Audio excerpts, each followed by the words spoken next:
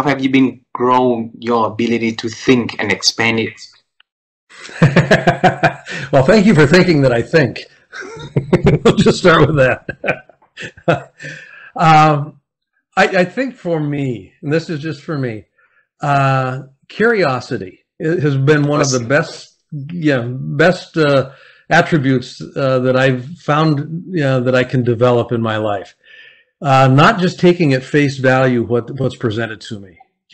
How did you come to that conclusion? What's the evidence that actually supports what you're saying here? And in today's politically charged environment where you've got fake news going, I mean, you got all this stuff that whatever people are, trumpeting out there. Where's the validation? Critical thinking. I think critical thinking, it's not taught in schools anymore. It used to be taught, in my experience. I mean, certainly when I was going to school, I had to actually show my work, if you will. Yeah. How'd you come up with that answer? Show your work. So there was evidence-based questions that were part of my upbringing. Starting with my parents. How did you come to that conclusion? You're upset about something. Why do you think that's what it is?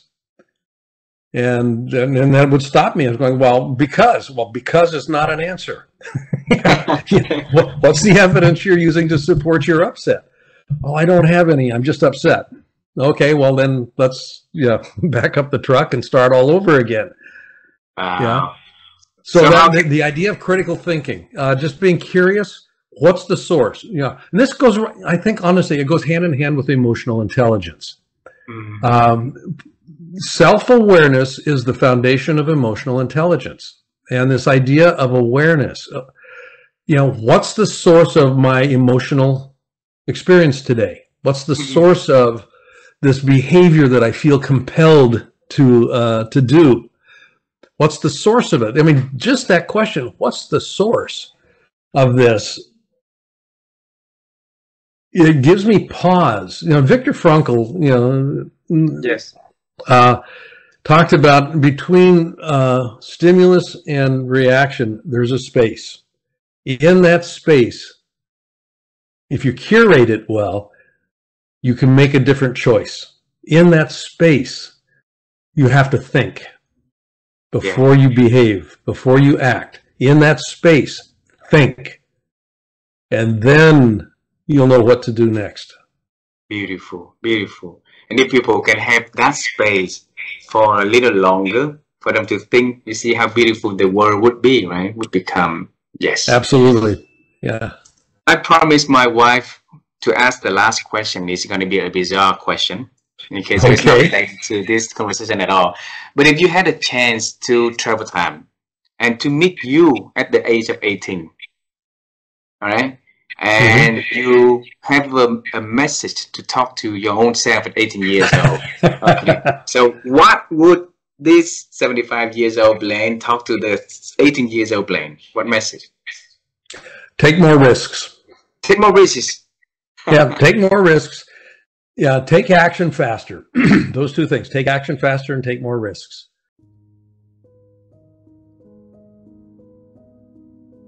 How can I know myself? What practice can I do to make it happen?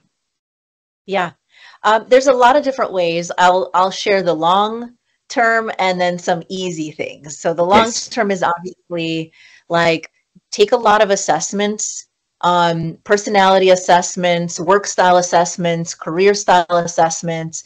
I have taken so many assessments to learn about myself, right? Go to therapy, go to coaching, just ask feedback from other people in your life. What do you think I'm good at? What do you think are my greatest strengths? What do you think I'm most challenged by? You can ask a lot of people in your life that same question to gather some data, right? Pay attention when people do give you feedback, including really positive feedback that you dismiss. So if somebody says, wow, you're so good at that, and you're like, it's easy, it's no big deal, that's when you should pay attention, because you are not realizing that there's something special about you that other people see in you that comes so easily and so naturally that it's part of your core. And that is where you should pay attention as much as when they tell you something they don't like about you, or, you know, so that's a long-term, like, self-development. I do have one tool. I'm putting it in my book, but it's also free and available on my website.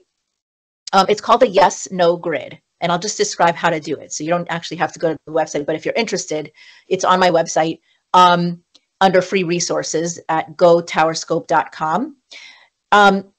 What I did for myself is I had maybe 3 or 4 years ago realized that I had overcommitted to all of these things that was not bringing me any happiness. And I was regretting every time. You know, I was 3 months in, 4 months in, regretting taking on these seemingly wonderful opportunities. And I'm thinking, now I've overloaded myself with things that make me unhappy. And now it's even harder to extract myself. So this is not a good pattern for me. See if I can do something different. So I started tracking. It's like a 2x2 grid.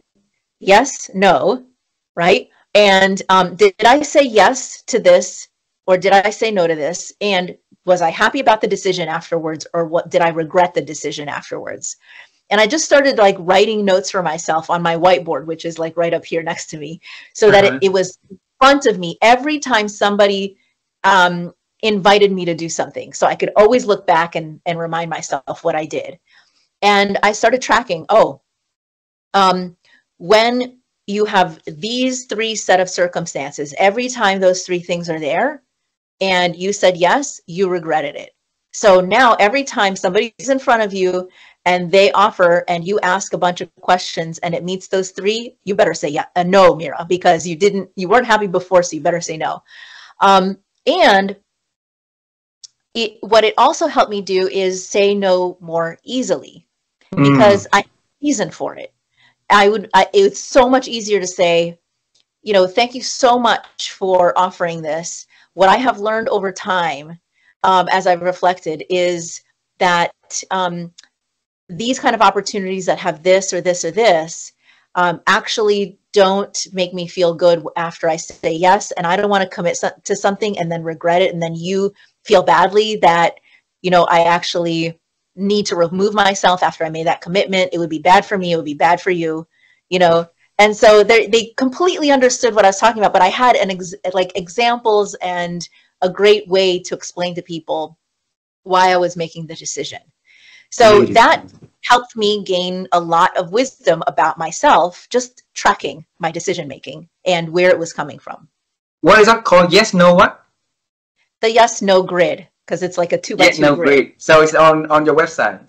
Yeah. You just go under free resources, and it's one of the things that you can download to try it out for yourself.